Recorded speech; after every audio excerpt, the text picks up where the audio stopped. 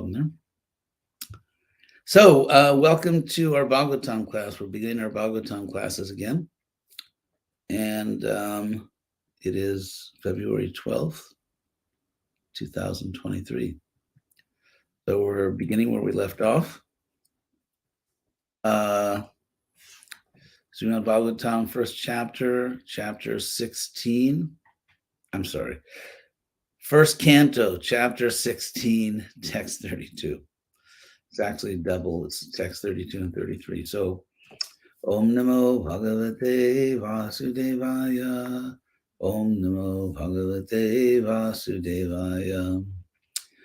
So here are the verses. Brahma Diyo Bahutitang Jadapanga Moksha Kamas Tapak Samacharan Bhagavat Prapannaha Sa Sri Savasam Aravindavanam Vihaya Jatpadaso Bhagamalang Bhajate Nurakta. So actually I'm going to translate that sentence first because it's a complete sentence. Brahmadiyo means the demigods such as Brahma Adya. Bahutitam, for many days. Jadapanga Moksha Kamas, because kamas, they desired to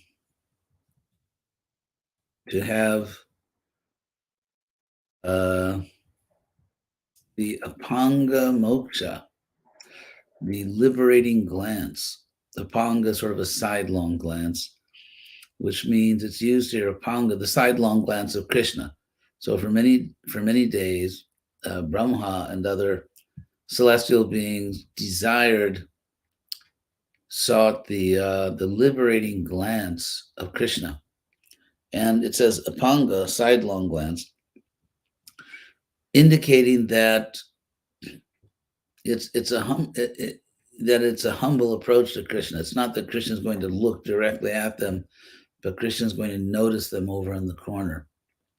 And so it's by saying they sought the sidelong glance, it's a way of sort of humbling themselves and saying that we may not be qualified to have Krishna directly face us, but Krishna may notice us over in the corner.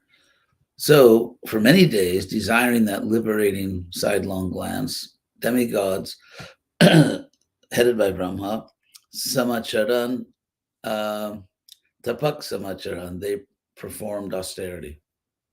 They executed austerity. Tapak Samacharan, Bhagavat Prapannaha, surrendered to the Lord. Bhagavat Prapannaha. Sa, she, Sri, the goddess of fortune, Lakshmi, Svasam, Aravinda Vanang Vihaya, giving up Swavasam, her own abode, her own home. She, the goddess of fortune, giving up her own abode, which is Aravinda Vanam, in a lotus forest. Goddess Lakshmi lives in a lotus forest. So giving that up, Padasobhagam along Vajatenu Rakta. Instead, she worshipped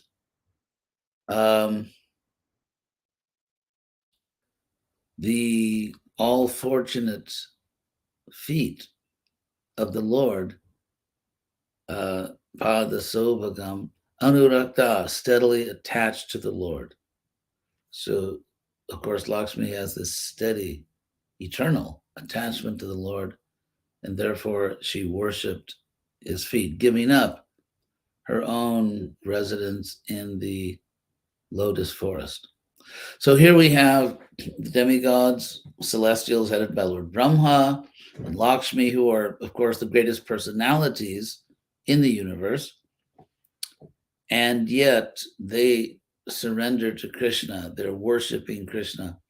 And of course, this is Jajjaracharti Shreshtha. If they're doing it, what about us? We are, despite all of our pride, we are actually insignificant.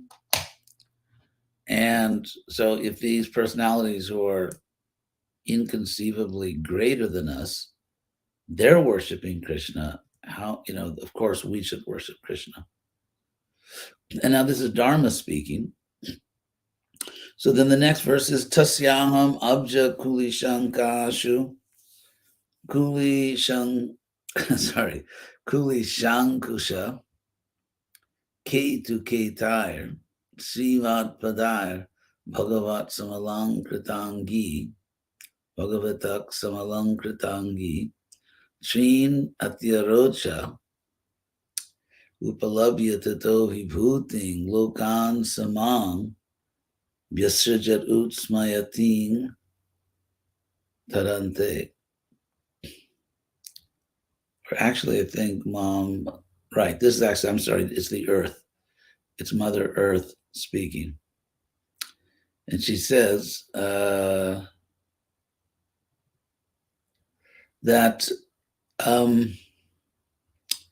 I was Samalankratangi. Angi means my body, or were completely decorated. Alankrita means an ornament or decoration. So Samalankrita Angi. So the earth goddess says that I had my, in a sense, my form, which is the earth, fully decorated, adorned, Srimat Padayar, by the glorious feet, Bhagavata, of the Lord. And those feet, Ketahi, bore the marks of Abja, the lotus, Kulisha, thunderbolt. Kulisha is a thunderbolt. Ankusha, a rod for elephants, controlling elephants, and Ketu, and flag. So these are the famous marks on the feet of the Lord. So by his glorious feet, which bear the marks of all those things I just explained, so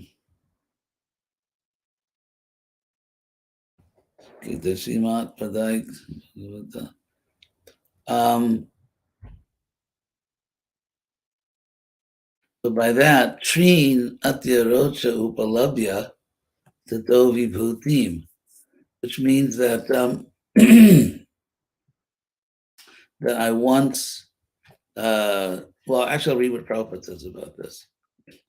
I was endowed with, can't be any talking.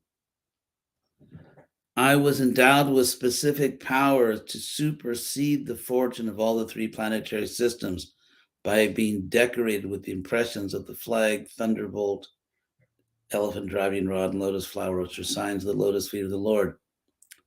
So, Ati Roche, in other words, I became beautiful beyond anything in the three worlds because I obtained that specific power of vibhuti.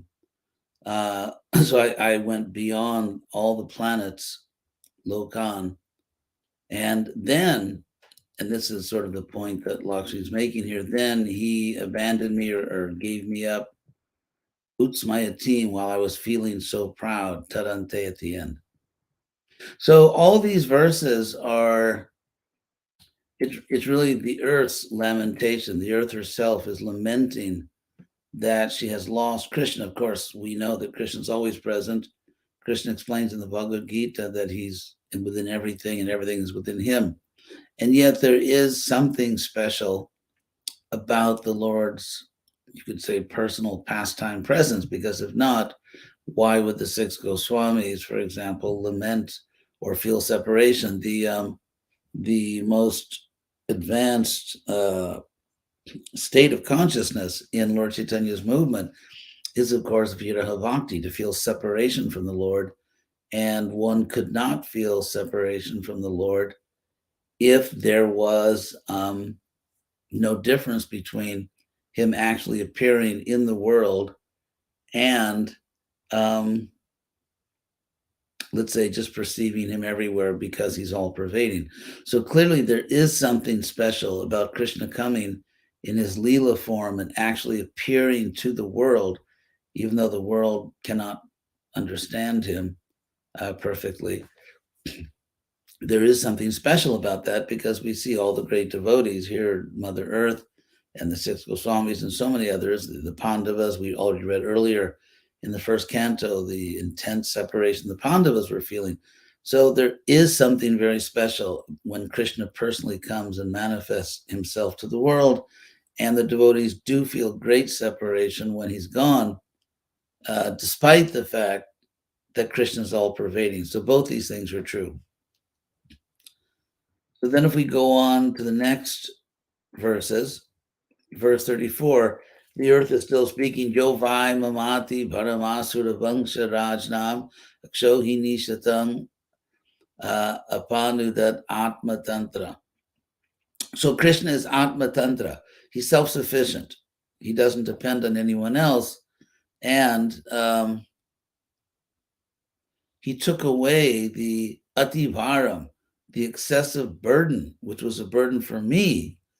A burden for me. He took, and the burden was the burden Asura Vangsharajnam, of the demonic dynasties of kings. So, as explained in the Mahabharata, the Asuras, the demons, actually infiltrated the earth, took birth in royal families, as I explained at length in the first volume of Great Bharata, which the audiobook should be coming out within 2 months. And so there was this great burden of the earth, which was Akshohini Shatam, hundreds of great armies of demonic dynasties, demonic royal dynasties. And so they had hundreds of great armies. And Krishna, who is Atma Tantra, who is self-sufficient, self-reliant, he simply drove all these things away. He drove all these things away. You can come in, maybe you can close that door. Maybe sit around because the refrigerator is noisy. Thank you. We have some guests here in Alachua. So Krishna apanudat means he drove away, he destroyed these hundreds of great armies of royal dynasties of asuras, of demonic forces, who constituted ativaram, an excessive burden for me. And then twang, dukstam, unapadang, atmani, podushena, sampadayan jadushu ramyam abhibradangam. And he did this by manifesting a very pleasing body among the yadus. And then Prabhupada, I'll read what Prabhupada says about this verse. O personality of religion, I was greatly overburdened by the undue military phalanxes arranged by atheistic kings, and I was relieved by the grace of the personality of Godhead. Similarly, you were also in a distressed condition, weakened in your standing strength, and thus he also incarnated by his internal energy in the family of the Yadus to relieve you. Of course, she's saying, the earth is saying these things to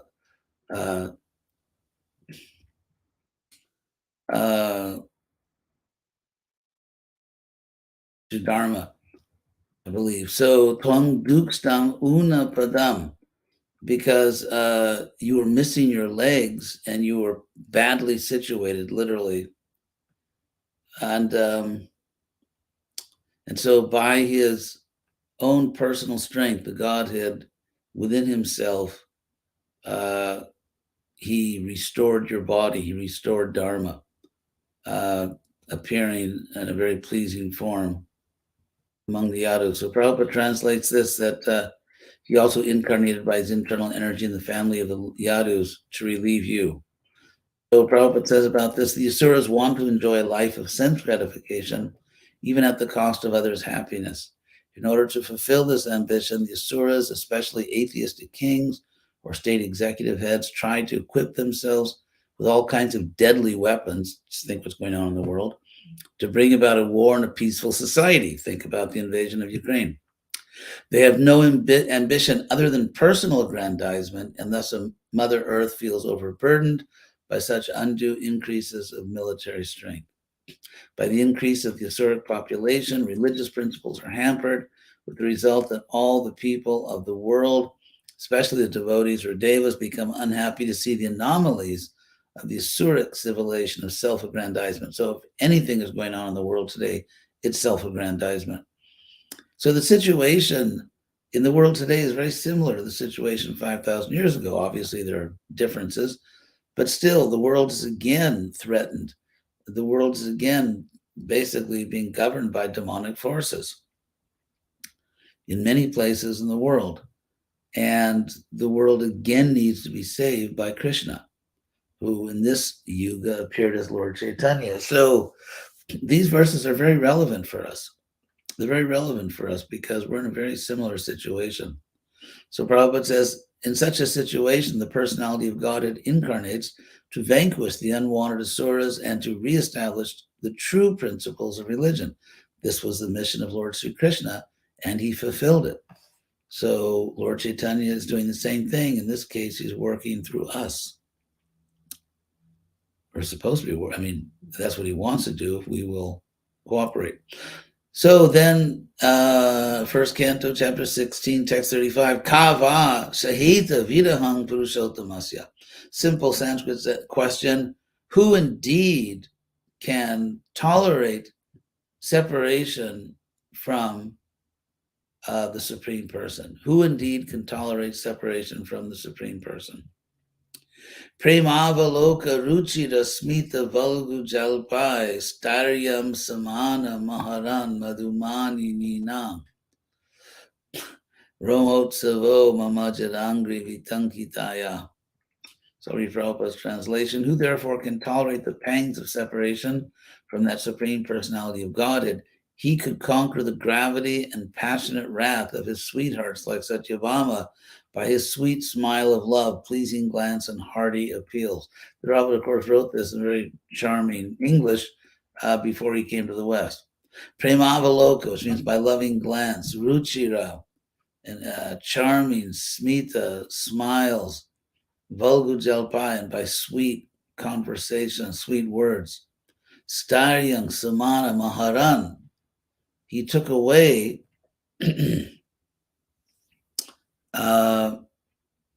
starium, the steadiness.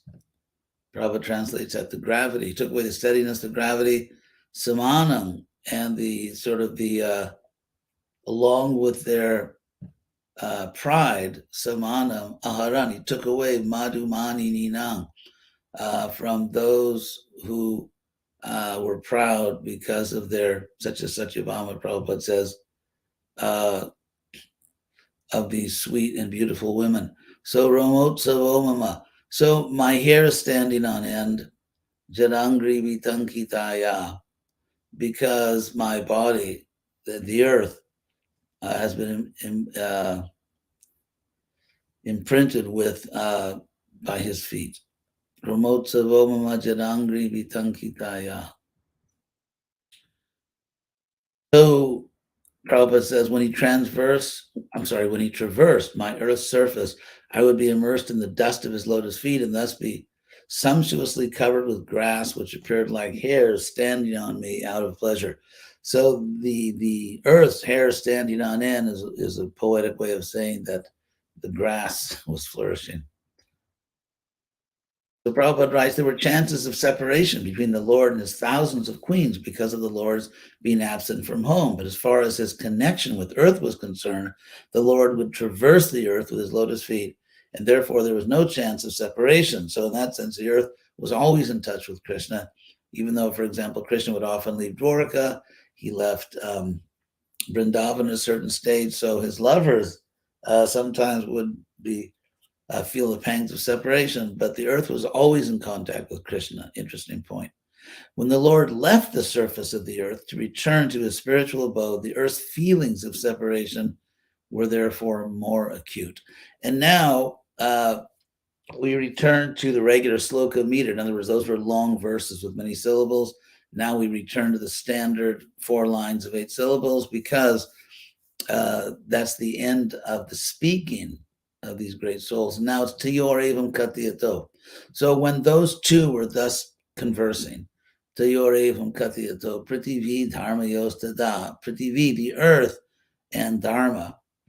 Prithivi Dharma Yostada, Parikshi Nama Rajarsi, Parikshit by name, the Rajarsi, the saintly king named Parikshit, Prapta, reached Praching Saraswati, the eastward Saraswati. And that's a whole topic of how the Saraswati flows to the east, but also flows to the west. And that's a whole other topic. But anyway, so obviously when a river is flowing in its course, rivers tend to undulate. They make all kinds of curves. So there was a particular point where the Saraswati, let's say, might have been coming down to the northwest through what is now Pakistan. At a certain point, it turned, and so it's going to the east. So there was a particular point in the course of the Saraswati River where it turned to the east, and Parikshit, the saintly king, at this time reached that place. And that's the end of the chapter. So now we're going to see what happens when Parikshit arrives. And so we won't have a long class today. As you can see, Krishna willing, I'm resuming the weekly Bhagavatam classes, and I'll get warmed up. And so hope we'll see you again next Sunday. Let's see if there are any questions on these topics we covered. Let's see. I guess you all know how we do this. If anyone would like to ask a question, you just put a bunch of question marks so I can see it.